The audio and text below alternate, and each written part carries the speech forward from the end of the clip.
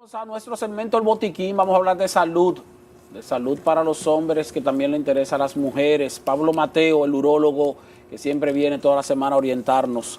Y bueno, Pablo, inicialmente el tema que vamos a tratar es un tema que llama mucho la atención, y es cuándo específicamente, y ahí voy a tomarme el atrevimiento de hacerle la primera pregunta, ¿cuándo es necesario o cuando el médico ciertamente decide operar la próstata cuando un paciente tiene problema de próstata? Porque lo digo porque veo que hay muchas alternativas previas de prevención. Sí. Bueno, primero que todo, muy buenos días y gracias de nuevo por permitirnos estar aquí. Dale gracias a Dios por un nuevo día.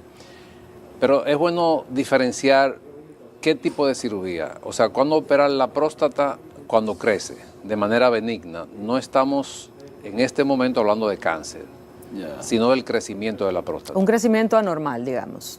Sí. ¿O es normal que crezca con la edad? Es normal, ya a partir de los 45, 50 años de edad, la mayoría de los hombres vamos a tener un crecimiento prostático. Lo que pasa es que no todos van a tener síntomas o signos que son molestia, dificultad para orinar. Entonces, en el día de hoy vamos a tratar el crecimiento benigno. Okay. No cáncer, no cáncer. Entonces, lo primero que tenemos que tener es una historia clínica detallada. Cuando hablamos de historia clínica quiere decir cómo el paciente se siente, cómo está orinando, los estudios que nos dicen que este paciente no está vaciando bien la vejiga, que se levanta mucho de noche a orinar, que muchas veces si no tenemos los estudios no hacemos el diagnóstico porque el hombre se acostumbra. Y me imagino que ustedes han escuchado, no, que eso es la edad. Por ejemplo... Todo es la edad, doctor. Todo es la edad. Todo es la edad. Pero muchos hombres no se evalúan. Sí. Por ejemplo, cuando entramos a un baño, que ustedes ven que los hombres se recuestan y se ponen la mano en la cabeza y vuelven, o sea, se nota que están desesperados orinando porque no pueden orinar. Wow. Y eso lo percibimos. Nosotros los hombres cuando entramos al baño y vemos que se recuestan de la pared y se agarran porque no pueden orinar. Pero ellos se acostumbran a eso y entonces... el amigo, el familiar le dice, no, eso es la edad, no hay problema con eso. Eso le pasa a todos los hombres después de cierta edad. Pero eso no es normal. No es así. Eso no es normal. Entonces, ¿cuándo tenemos que operar un paciente de próstata específicamente? Ese paciente primero se trata con medicamentos. Cuando hacemos el diagnóstico de que tiene un crecimiento que está obstruyendo la salida de la orina. Entonces, ahí vamos a decir indicaciones que son absolutas. Absolutas es que hay que operar al paciente. Otras son relativas. Por ejemplo, un paciente que ya inició un tratamiento para la próstata y no mejora su forma de orinar, sigue orinando con dificultad, se sigue levantando de noche, ese es un paciente que probablemente va a cirugía. Pero vamos específicamente a mencionar las causas. Cuando un paciente se obstruye, cuando se obstruye quiere decir que hay que ponerle una sonda. Ese es un paciente, si la obstrucción lógicamente fue por el crecimiento de la próstata. Ese es un paciente que realmente tiene criterio para ser operado. Un paciente que forme piedra en la vejiga, cálculos, ese es un paciente que también tiene criterio de ser operado.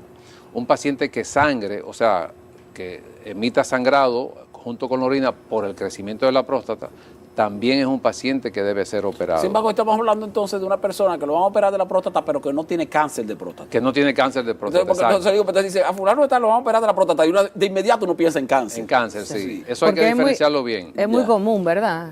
El cáncer prostático. Sí, claro. Pero en el día de hoy estamos hablando solamente del crecimiento. Para que los televidentes entendamos, no se confundan. O sea, que no hay que tampoco pensar que es una situación cancerosa por el hecho de que te digan que te van a intervenir. Exactamente. Y las otras dos causas que me faltan, que son muy importantes, son esos hombres que hacen infecciones recurrentes de vías urinarias. Y la última, no menos importante, es cuando tenemos ya un efecto que ha repercutido a nivel renal. O sea, muchos pacientes con problemas prostáticos, eso repercute a nivel de riñón, quiere decir que se daña el riñón. Entonces, esos son 5 aspectos a tomar en cuenta en ese tipo de paciente que le ha crecido la próstata, que tienen que ir a cirugía, porque su calidad de vida ya va a mejorar con un procedimiento. Entonces, son indicaciones absolutas de cirugía de próstata. ¿Y cuáles son las metodologías que se utilizan para la cirugía de próstata? Porque no hay un solo método, ¿verdad? No. Hay muchos métodos. Por ejemplo, es bueno mencionar, porque todavía se usa en nuestro país por a veces algunas limitantes, se hace el método de cirugía abierta, que ya no lo hacemos a nivel privado. Normalmente O sea, prácticamente el 100% de la cirugía que realizamos la hacemos a través de la uretra, del conducto de la orina, y por ahí introducimos los instrumentos con los cuales pues hacemos la cirugía. Cuando el tipo de procedimiento va a depender mucho del tamaño de la próstata. Nosotros tenemos una próstata normal en un paciente de 25 30 años, entre 20, 25, 30 gramos. Pero tomando en cuenta todo lo que mencionamos anteriormente ya, que el paciente está cursando con alguna de esas condiciones, si tenemos una próstata, por ejemplo, por debajo de 60 gramos de tamaño, a ese paciente se le pueden ofrecer procedimientos como son resección, lo que le dicen raspado. Si está por encima de ahí, el tratamiento ideal es enucleación. Enucleación quiere decir quitar todo el tejido, que se hace generalmente con láser, es lo que dicen las guías, tanto europeas como norteamericanas, para darle un tratamiento resolutivo a ese paciente y que no vuelva a tener problema con la próstata, porque, ojo, hay procedimientos que se utilizan en el crecimiento de la próstata que probablemente ese paciente en 5 años vuelva a tener problemas. Ay, no me diga. Sí, Entonces, claro. Pero ese tratamiento que se refiere de quitar, vamos a decir, reducir el tamaño de la próstata por medio del láser. No, cuando hablamos de nucleación, que es una tecnología nueva para nosotros, pero ya tiene muchos años haciéndose, ya nosotros iniciamos hace apenas 2 años. Cuando usted dice nosotros, estamos hablando de República Dominicana. De República Dominicana, sí. Exacto. Con láser, quiere decir que es el mejor tratamiento resolutivo para ese tipo de paciente, porque ese es un paciente que por encima del 90% no va a volver a tener problemas de crecimiento benigno de la próstata.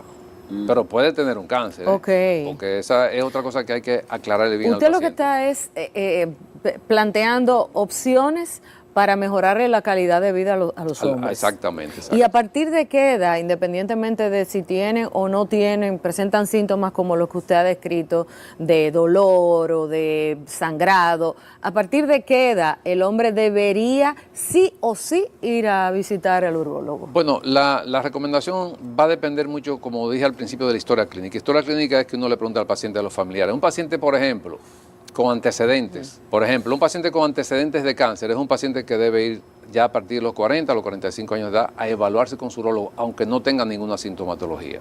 Desde el punto de vista del crecimiento benigno, generalmente un paciente de 40 a 45 años, aunque hemos operado pacientes jóvenes, no es tan frecuente. No es tan frecuente. Ya a partir de los 45 o 50 años de edad sí ya empiezan los síntomas molestosos para orinar, la dificultad para orinar, el goteo, levantarse de noche. Doctor, hay algunos de esos tratamientos, de esos procedimientos que implican que muchas veces se le afecta la eyaculación al hombre. No vamos a decir la fertilidad, pero el hecho de que hay hombres que terminan en una situación de que tienen orgasmo seco, como se le dice, y otros que pueden seguir eyaculando. ¿Cuándo ocurre ese tipo de situación? Eso es correcto. Por ejemplo, la enucleación, que fue lo que recomendamos para esos 5 casos que mencionamos anteriormente, al paciente siempre hay que explicarle que va a tener eyaculación retrógrada o eyaculación seca. Va a tener orgasmo, que son 2 cosas diferentes, pero no va a expulsar semen en el momento de la eyaculación. Ahora, tenemos también otros tratamientos que son muy modernos, como por ejemplo el Rezum, que es vapor de agua, que es un procedimiento que se puede utilizar en estos pacientes. No es recomendable porque si el paciente se obstruyó, el resultado no es tan bueno como una cirugía. Entonces, pero el Rezum, que es un vapor de agua que utilizamos para inyectar la próstata, es un tratamiento opcional que puede preservar, en estos casos, por encima del 90% de la eyaculación. Entonces, lo estamos haciendo y es una opción para ese paciente joven que todavía quiere preservar su eyaculación. Todos la quieren preservar, pero un paciente joven, por ejemplo, que todavía quiera procrear, entonces este sería un tratamiento ideal. No sería ni una resección o un raspado o una enucleación, sino que solamente sería inyectar vapor de agua donde no se extrae tejido, sino que esas inyecciones que salen a 103 grados en el momento que se aplican, entonces destruyen el tejido y va aflojando hasta que el paciente puede orinar de manera libre. Pero ahí no pierde entonces la capacidad de eyaculación. Eso no afecta ni la erección ni la eyaculación al paciente. Pero que en todo caso, el hecho de no tener eyaculación no quiere decir que no se tenga la misma satisfacción en términos de placer sexual. Claro. Solo que se torna frustrante el hecho de no eyacular. Pero es bueno decir, porque, bueno, es un evento que muchas veces el hombre también y la mujer quiere que ocurran, pero, por ejemplo, el paciente, desde que inicia un tratamiento para el crecimiento de la próstata, se produce una eyaculación retrógrada, porque los medicamentos que utilizamos para tratar el crecimiento de la próstata, la mayoría tienen efectos secundarios. Y uno de los efectos secundarios de esos medicamentos es que se ausenta la eyaculación del paciente con el tratamiento. Doctor, ¿y hay algo que hacer para prevenir este crecimiento o simplemente resignarse a que pueda ocurrir en algún momento para los hombres? ¿Hay algún tipo de prevención? Bueno, prevención como tal, siempre insistimos, por ejemplo, en lo que es el estilo de vida del paciente. Sí, eso está comprobado de que influye en pacientes, por ejemplo, que hacen ejercicio, que llevan una alimentación sana, los hábitos tóxicos, el cigarrillo, el alcohol, todo ese tipo de cosas. No es igual. Exactamente. Ahora, hay una condición genética que no podemos controlar. O sea, claro, si un paciente va a debutar, va a iniciar con una condición a los 50 años, puede ser que por el estilo de vida, y se han hecho estudios, ese paciente retrase esa condición 5, 8 o 10 años posterior. Entonces vale la pena hacer esos cambios en el estilo de vida. Doctor, cuando el paciente tiene cáncer de próstata, que la próstata tiene entonces una situación de cancerosa, que la intervención se hace para extirpar la próstata. Lo que pasa es que son dos intervenciones muy diferentes. Por ejemplo, que es un tema interesantísimo que lo podríamos tratar posteriormente, cuando es por cáncer de próstata, ya aquí hay que hacer lo que se llama una prostatectomía radical. Hay que extirpar la próstata con la cápsula. En el crecimiento de la próstata, la cápsula de la próstata hay que preservarla. ¿Por qué? Porque a través de la cápsula es que van los vasos y los nervios que tienen que ver con la erección del paciente. Cuando hay cáncer no se debe preservar la cápsula porque ya la oncología no estaría aplicándose en este paciente. Y si hay un cáncer, la intención de una cirugía es curar a ese paciente. O sea que ahí hay que extirpar la cápsula. Ahí sí, completa. Entonces el paciente queda totalmente en disfunción. Se afecta la función sexual y también se afecta la micción, que son de las partes importantes. La micción. La micción. O sea, cuando hablo de la micción, orinar, es que probablemente ese paciente que se opera de un cáncer va a quedar utilizando pamper por un tiempo. Eso hay que decírselo al paciente. Pero también se va a afectar la calidad de la erección en ese paciente cuando es por cáncer de próstata. Ya, bueno, tendría que irse a otro tipo, vamos a decir, otro tipo de tratamiento.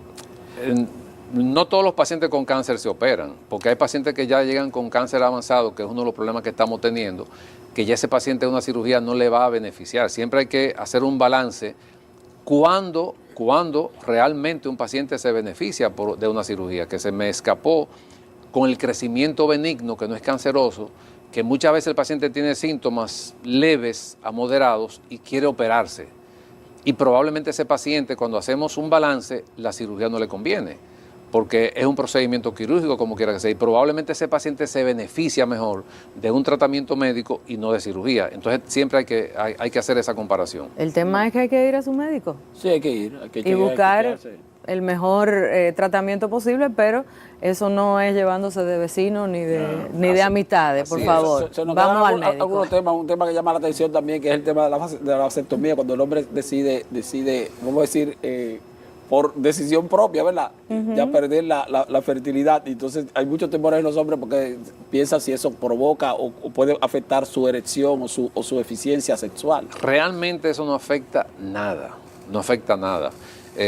Y el índice de natalidad es lo único que afecta. Exactamente. Pero después no. O sea, muchas veces un 0.1, 0.2%, que eso es imperceptible, pero del punto de vista psicológico.